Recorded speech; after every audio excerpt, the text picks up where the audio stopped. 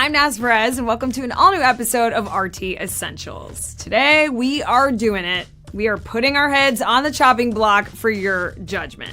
Not exactly a new concept for us here at Rotten Tomatoes, but on this episode, we're going to be running down the scariest horror movies of all time.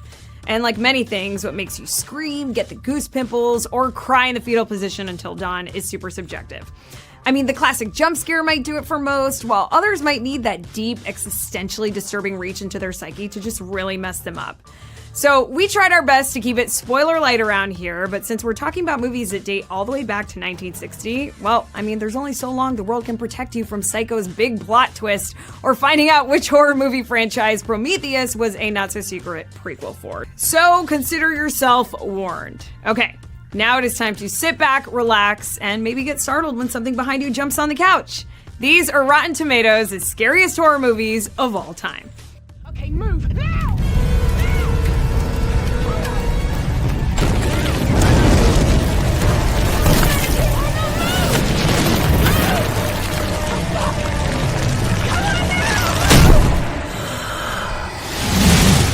Spelunking has never been scarier than Neil Marshall's 2005 underground monster movie, The Descent. Starring Shauna McDonald and Natalie Mendoza, the story centers around a cave-exploring trip gone bottoms up when the ceiling collapses, trapping a group of women hundreds of feet below the earth, which is a terrifying image by itself, and that's before you add in the subterranean vampires.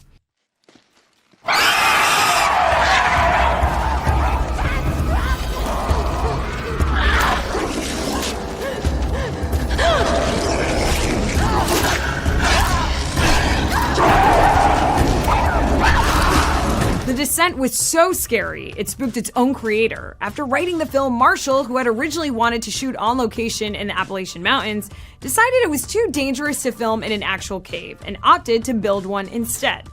And boy, was it a set. Made up of 21 interlocking rooms that could be shot at various camera angles to give the impression of endless caverns, and adding to the creep factor, the actors were actually moving around in near total darkness with only what they had on their bodies: flashlights, helmet lights, and light sticks.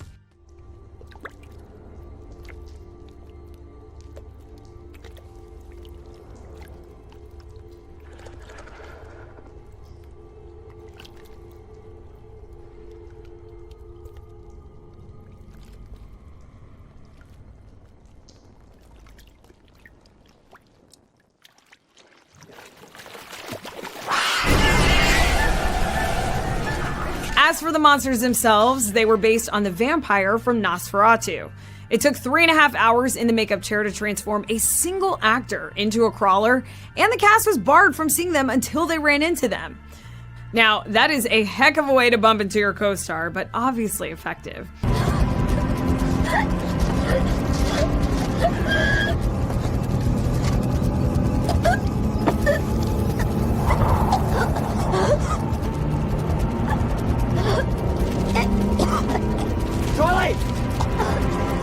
Ari Aster made waves with his debut feature film Hereditary in 2018, a divisive study of a family in mourning that set the tone for the style of A24 horror.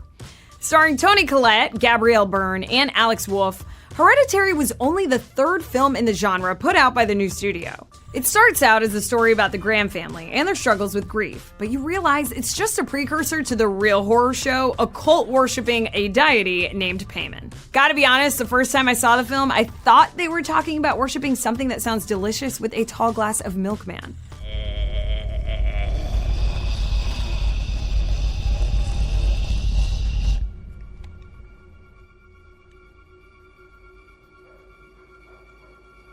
Hello? Mom? Mom? After The Sixth Sense and Fright Night, Toni Collette actually told her agent she didn't want to do any more dark and heavy films, focusing instead on comedies. Now, after reading Aster's script, she changed her mind. Either that or she had a totally different read on this movie than I did.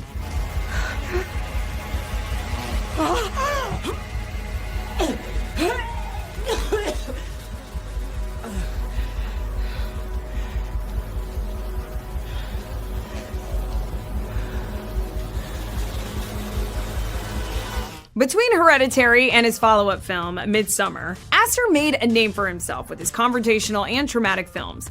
But compared to the directors of some of the movies on this list, I mean, Astor looks positively, well, positive. I mean, consider that when Alex Wolff, who played the Graham's son, wanted to go method in a schoolroom possession scene, Astor refused to let the teenager break his own nose on his desk. Now, it doesn't sound like much, but there are a ton of directors out there who would kill for that level of commitment. And it's a credit to Astor that Hereditary only traumatized its audience. The cast and the crew had no problems with production.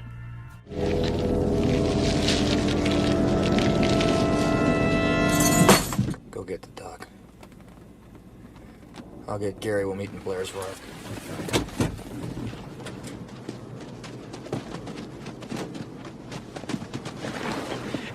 John Carpenter's The Thing arrived in theaters as a story told 3 times over. First, as a novela called Who Goes There?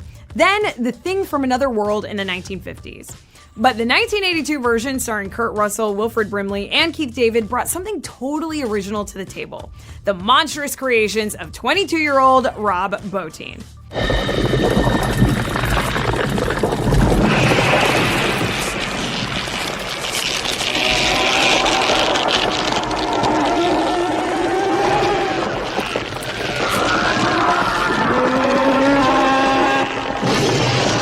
On a $50 million budget, Carpenter allocated $1.5 million for practical effects needed to create The Thing, a parasitic alien capable of taking any form. It was created with a mixture of chemicals, rubber, food products, and mechanical parts. But is it just me, or does it sound like The Thing would have just smelled terrible? None of the cast were too fond of the props either. The only actor able to stomach the experience was Wilfred Brimley, a cowboy who wasn't squeamish when it came to handling gore. Now, when asked by Carpenter how he held it together, Brimley said it was like picking up his laundry. On its release, he felt differently though, and came down hard on the special effects department of the film, saying that the realistic body horror of the mutated creature's form was going to negatively affect audiences. Yeah, that's kind of the point.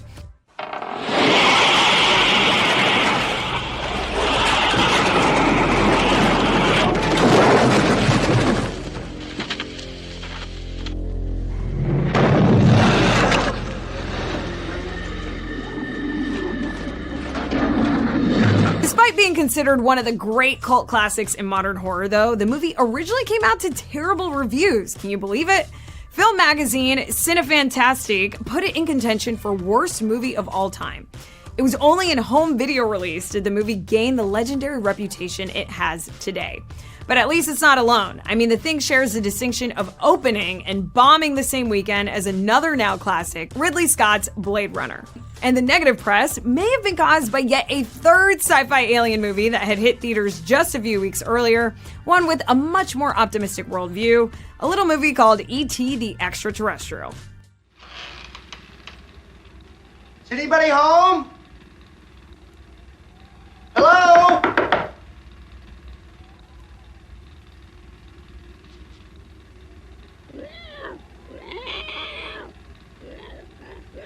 Tobe Hooper's cinema verite classic, The Texas Chainsaw Massacre, shocked audiences when it debuted in 1974. With its generous definition of a true crime story, the movie ushered in the age of the slasher. But Hooper never intended for a group of teenagers run-in with the face-wearing psycho Leatherface and his clan of deep-fried cannibals to get such an intense reaction from audiences across the country.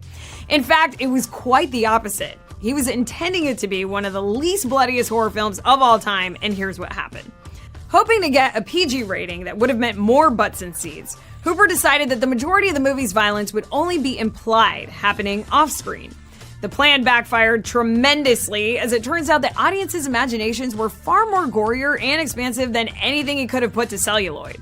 People ended up walking out halfway through early test screenings, disgusted by whatever their minds had come up with to fill in the blanks of the scene.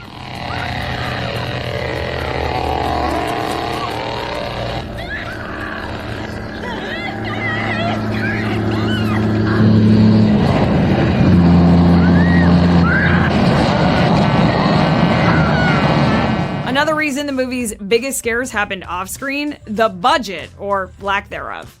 The Texas Chainsaw Massacre was produced by Hooper for $140,000. Now, with a budget that small, some scenes were a tad more realistic than they probably should have been. Notably, the family dinner at the end, which began shooting in broad daylight and lasted 27 hours with the cast sweltering in the Texas heat. The blackout curtains necessary for shooting a night scene in broad daylight, along with the lack of air conditioning on location, meant in a 110-degree hot box in which the food in the scene, including large chunks of meat, ripened and spoiled. I mean, we won't get into details, but the cast and crew can recall frequent barf breaks and instances of sanity slippage where the line between the character and actor would honestly start to blur.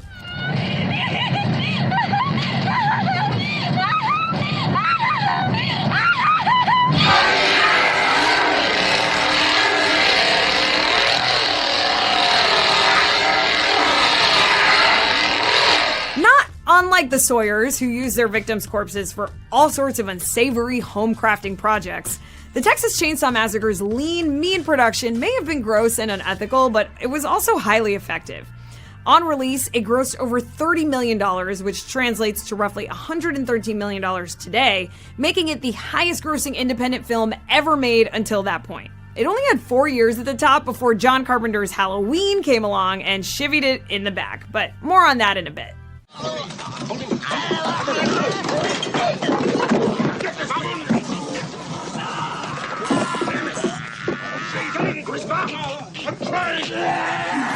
Alien. In space, no one can hear you scream was actually the tagline for 1979's Alien, which is as terrifying as it is an incorrect assessment of the events of the film. So in Ridley Scott's film, you absolutely hear people screaming as they are ripped apart, sometimes from the inside, by the entities known as facehuggers, xenomorphs, or more plainly, aliens. Now, writer Dan O'Bannon originally meant for the movie's lead to be a male, but the director saw the potential for arguably the most successful gender swap character in movie history.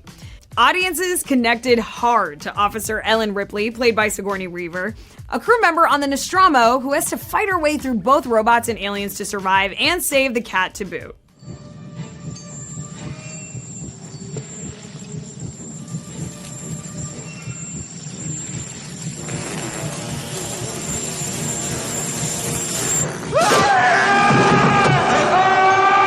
Considering the head xenomorph is a queen, you get one of the greatest accidentally feminist horror movies in history. But try pitching it to studios back in 1979.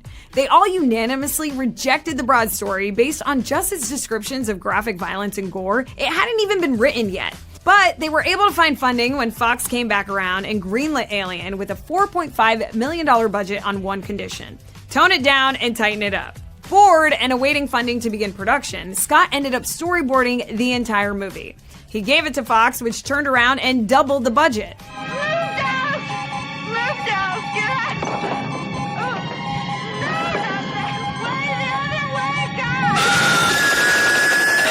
Dallas? No. Take it easy. Dallas?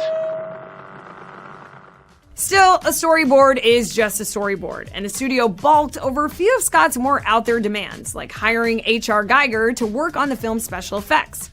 Now, Geiger already had a huge influence on the film, as Scott had based the xenomorphs on the biomechanical images found in the Swiss artist's book, The Necronomicon. Fox eventually relented, but not without some conditions. Geiger's explicit depictions of the alien genitals, for example, didn't make the cut. Geiger did end up winning an Academy Award, though, for his work on the film in 1980. ¿Estoy bien? ¿Va? Voy. Estamos frente a la puerta de la casa en la cual parece ser que una vecina mayor ha tenido algún problema. Los vecinos han oído gritos. Mari Carmen, que es la mujer que ha llamado a los bomberos de la policía, dice... In 2007, Wame Balaguero and Paco Plaza co-directed the Spanish found footage film Wreck. Now, like a horror version of The Raid with less martial arts, Wreck's POV was that of a news crew filming a group of firefighters for a human interest story. When they respond to a distress call from one of the Barcelona's dilapidated apartments, they end up trapped inside, along with the supernatural infection ripping through the complex.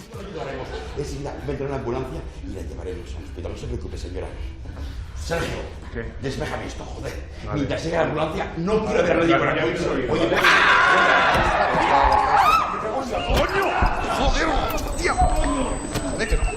The fact that Wreck wasn't a traditional zombie film made it a refreshing twist on two already oversaturated genres. I mean, for a movie about the undead, Wreck was shot as realistically as possible, a trend that we tend to see when filmmakers have no budget and need to get creative. It was filmed chronologically with a cast of mostly unknowns on location at the Seti Matexa building in Barcelona because they couldn't afford sets.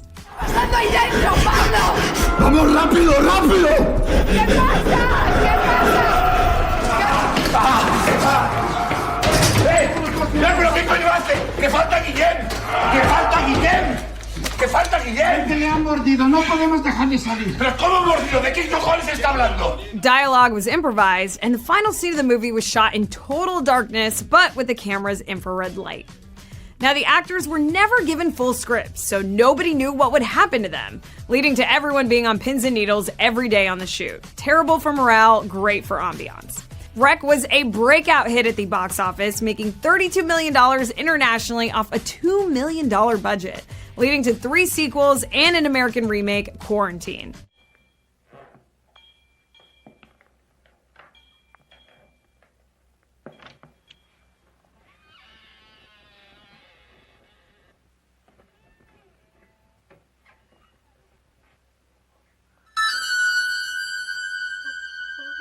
This wouldn't be an essential horror movie list if we failed to include John Carpenter's 1978 classic, Halloween. Starring Jamie Lee Curtis making her big screen debut, the battle between high school babysitter Laurie Strode and mute knife-wielding psychopath Michael Myers is a tale as old as time. Carpenter and co-writer Deborah Hill wrote Halloween like a radio play with jump scares every 10 minutes. Now, to make that kind of clockwork ambience effective, they needed a good background track, which Carpenter wrote himself. The score for Halloween is written in a rare 5/4 time signature, which the director learned from his father. Carpenter's music skills also landed him Donald Pleasance, who agreed to be in the film after his daughter was such a fan of Carpenter's score on Assault on Precinct 13.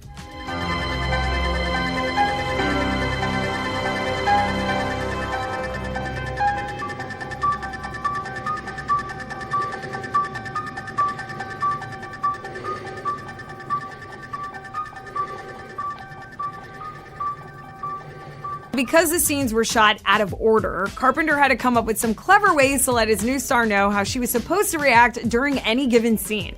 They ended up creating something called a fear meter, which Jamie Lee Curtis would glance at during a scene and immediately know how freaked out to be. And here I am making it up as I go like a sucker. Tommy, please! Tommy, hurry up! Tommy, please!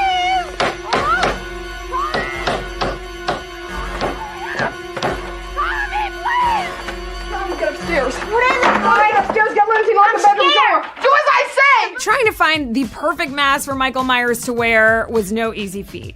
Carpenter was torn between 2 different masks, a smiling clown mask with red hair, like the one that he's wearing in the opening when he kills his sister, and a 1975 James Kirk Star Trek mask with the eyebrows and sideburns ripped off. Someone had painted the face white and used brown spray paint on the hair. When tested out on the crew, the second one out for spookiest thing to see a grown man wearing around town. And considering that the first one was a full-on clown mask, I mean, that's pretty impressive. One viewer who was not a fan though, William Shatner. Sorry if it sounds like I'm repeating myself, but this movie was made for less than the price of a table at the Met Gala. On a $300,000 budget, Halloween grossed $47 million at the box office. I mean, that would be over $177 million today, making Halloween one of the most successful independent films of all time and making Wreck look like a bloated studio production in comparison.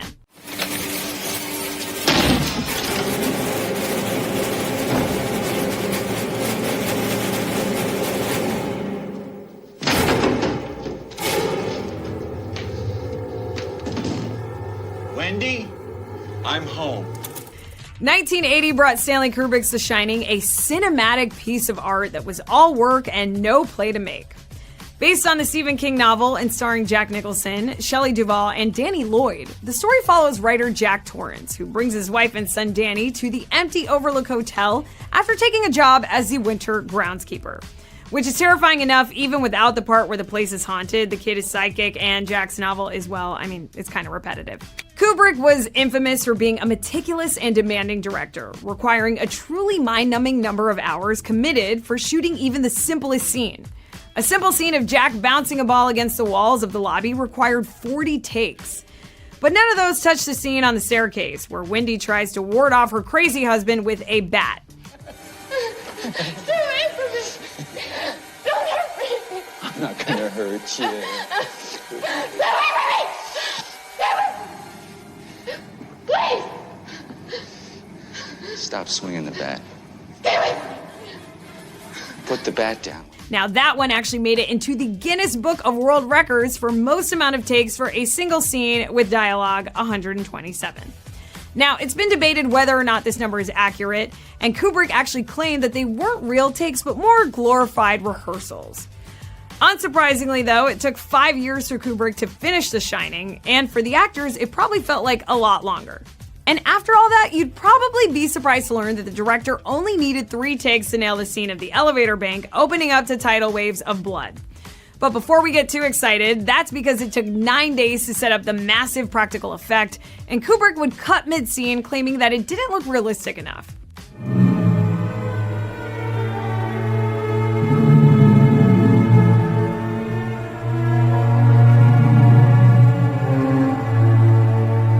In the end, it took over a year for one of the bloodiest scenes in movie history to make it to celluloid, during which time the gutters of the nearby village of Borehamwood ran red. Funny enough, Kubrick was able to skate past the MPAA, even though they had a strict no blood in movie trailer rule by telling them that the shot was just rust-colored water.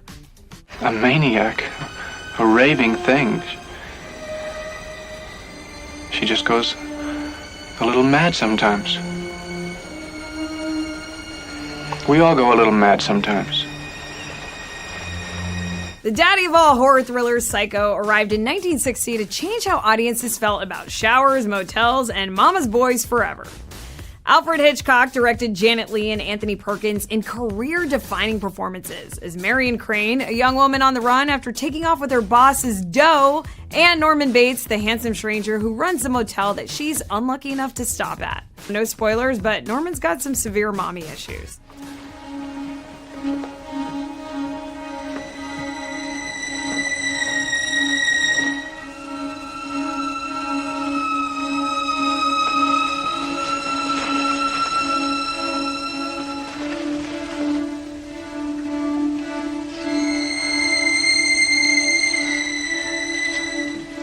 Compared to the bloodbath in The Shining, Psycho's shower scene, one of the greatest of all time moments in movie history, was actually finished along with the rest of the film in under 3 months.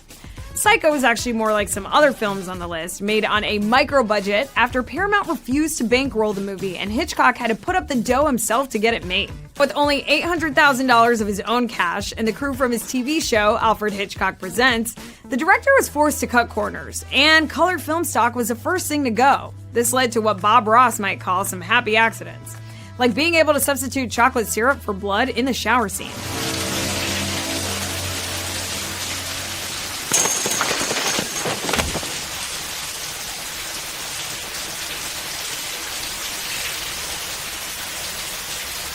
Still, the shower was the most difficult Psycho scene to shoot, especially after they were forced to go back and do reshoots. When Hitchcock's eagle-eye wife noticed that Lee's pupil kept dilating in the extreme close-up after she was supposed to be dead. Now, Hitchcock was no Kubrick and was not a fan of having to redo shots. Considering it's now widely one of the most successful suspense films of all time, we'd like to think it was worth it. What? What are you talking about? I don't know. I feel it. I feel it breathing on me. Come on! Please! Jason Blum joined the ranks of hallowed horror producers like Bob Shaye and Dino De Laurentiis when he financed a haunted house micro-indie called Paranormal Activity. It was shot for, get ready for this, $15,000, grossing over $190 million, which for those of you guys keeping score at home, makes it the most successful independent horror film of all time by a wide shot. We should be telling kids, hey, you can either attend one semester of film school or make the next Paranormal Activity.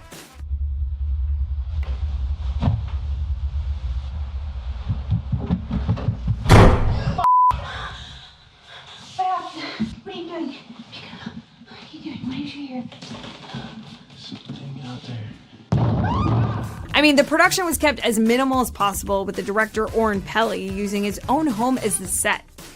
Micah Slow pulled double duty as both the film star and its cameraman, and both leads took home a whopping $500 check to be in the film, and most of the dialogue improvised. Paranormal Activity's success was in part due to Blum's genius at marketing. He would tape audiences during screenings, waiting for jump scares to send them screening, and promoted the film solely based on their reactions.